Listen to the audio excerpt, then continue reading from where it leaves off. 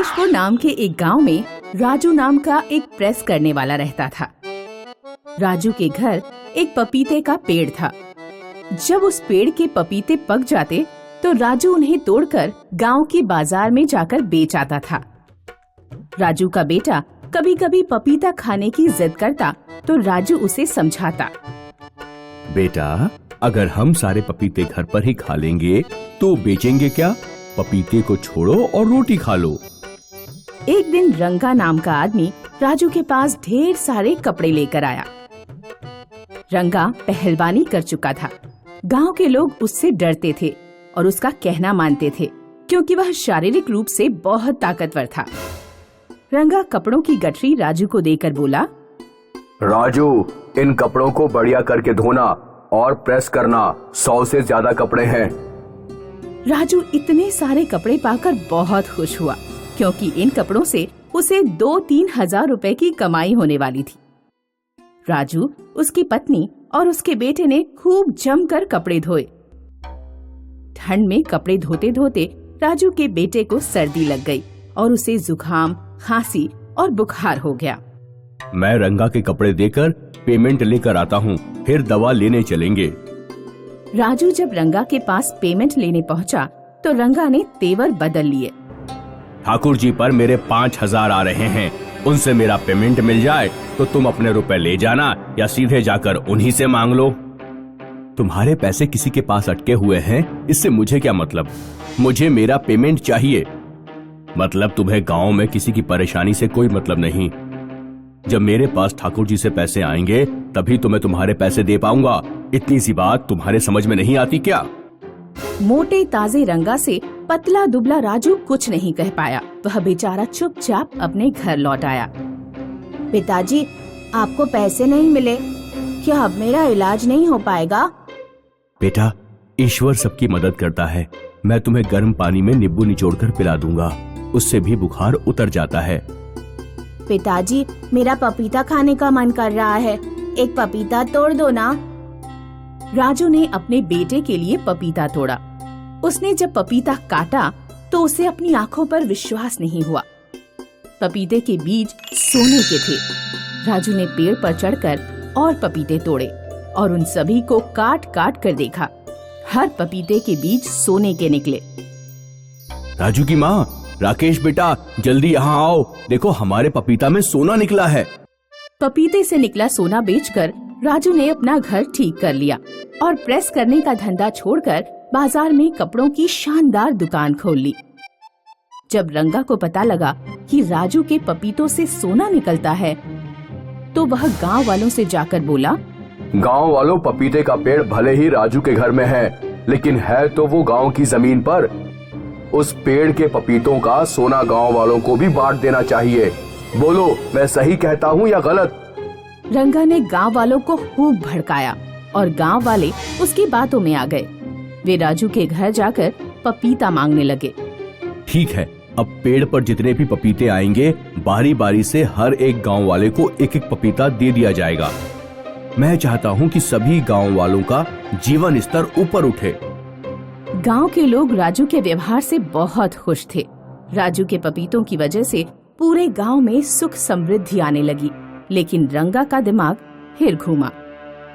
मैं गांव में शारीरिक रूप से सबसे ताकतवर इंसान हूँ, पैसा भी सबसे ज्यादा मेरे पास होना चाहिए। उस पपीते के पेड़ को मेरे घर पर ही होना चाहिए। एक दिन रंगा राजू के घर पपीते का पेड़ उखाड़ने पहुंचा। उसने गांव वालों से कहा, गांव वालों, पपीते का पेड़ गांव की जमीन पर है। अब ये राजू के घर की जमीन पर रहे या मेरे घर की जमीन पर रहे, बात तो एक ही है। और फिर राजू इतना ताकतवर नहीं कि इस पेड़ की सुरक्षा कर पाए। मैं इस पेड़ को अपने घर लगाऊंगा और फिर ये पेड़ हमेशा के लिए सुरक्षित रहेगा। रंगा ने जैसे ही पेड़ उखाड़ा, उस पेड़ के सारे पपीते गिरकर फूट गए और उन पपीतों से काला धुआं निकला जो पूरे गांव में फैल गया। काले धुएं ने राजू के घर को छोड़कर गांव के बाकी सभी घरों को पहले जैसा गरीब बना दिया। रंगा, अगर तुमने पेड़ ना उखाड़ा होता तो सभी गांव वाले अमीर रहते। तुम्हारी वजह से गांव के लोग फिर से गरीब हो गए। गांव के लोगों ने मिलकर रंगा की खूब पिटाई की और उन्होंने रंगा को गांव से बाहर निकाल दिया। फिर राजू ने गांव के लोगों की मदद से अपने आंगन में पपीते का पेड़ दोबारा लगाया। कुछ दिनों में उस पर सोना देने वाले पपीते फिर से आने लगे।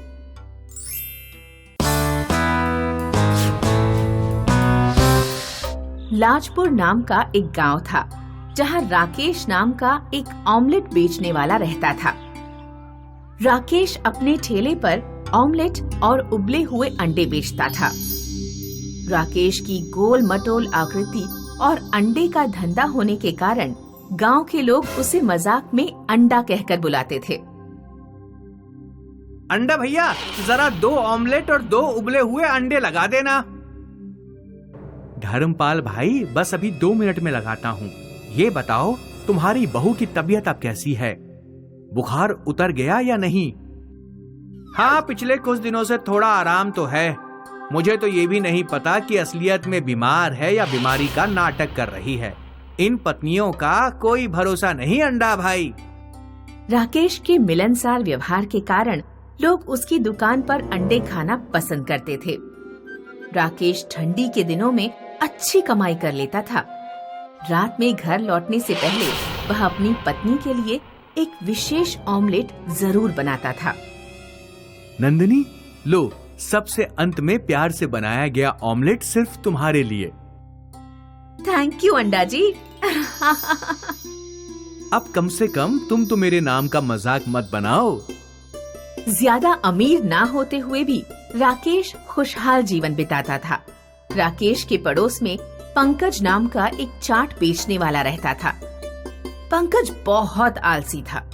किसी दिन चाट का ठेला लगा लेता तो किसी दिन पड़ा पड़ा सोता रहता।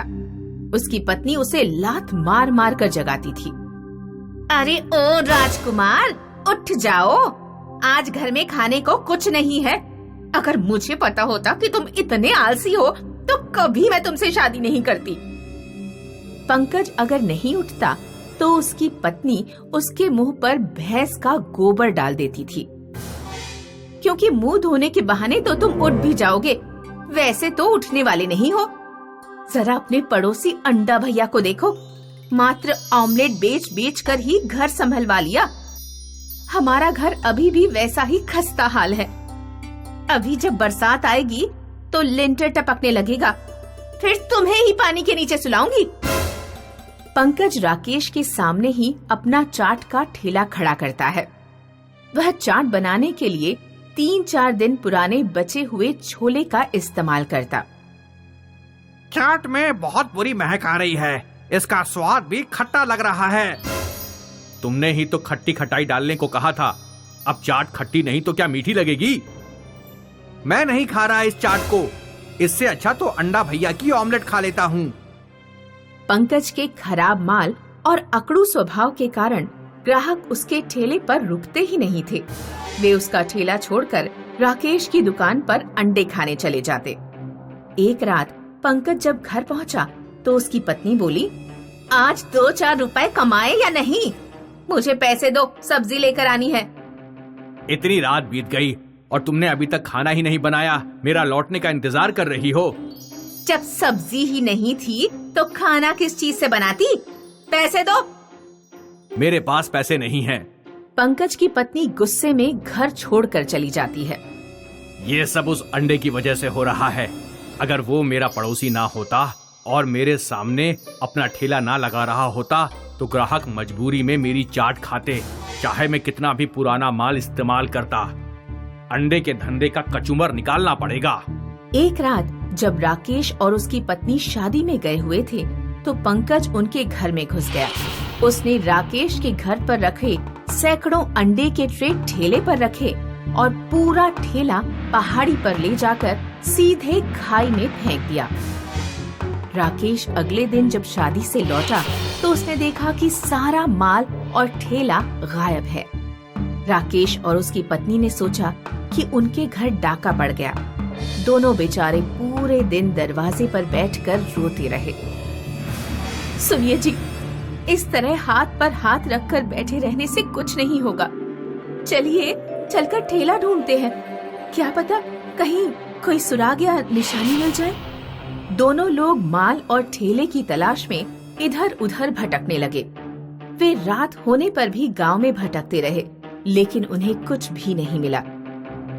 आखिरकार जब वे निराश होकर घर लौट रहे थे तो उन्हें जंगल से ऐसी आवाज आई कि जैसे कोई बड़ा पत्थर जमीन पर गिर गया हो।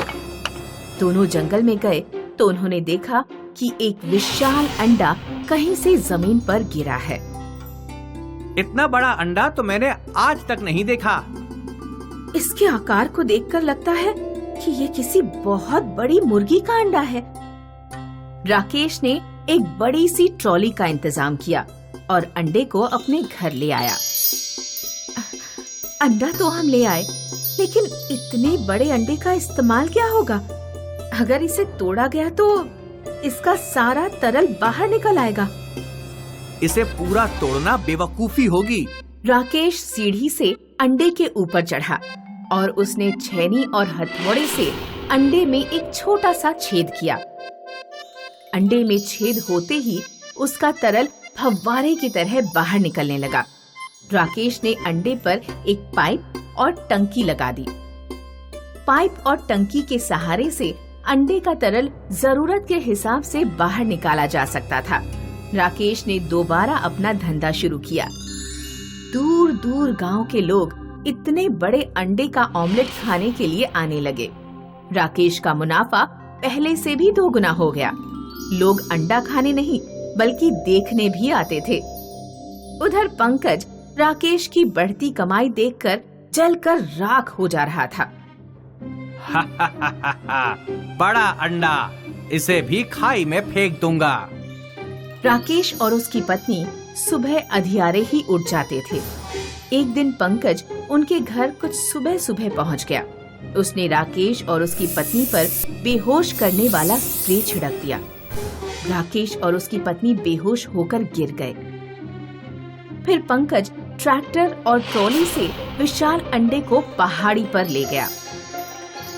इतने बड़े अंडे को खाई में फेंकने से पहले इसे कुल्हाड़ी से फोड़कर देखूंगा।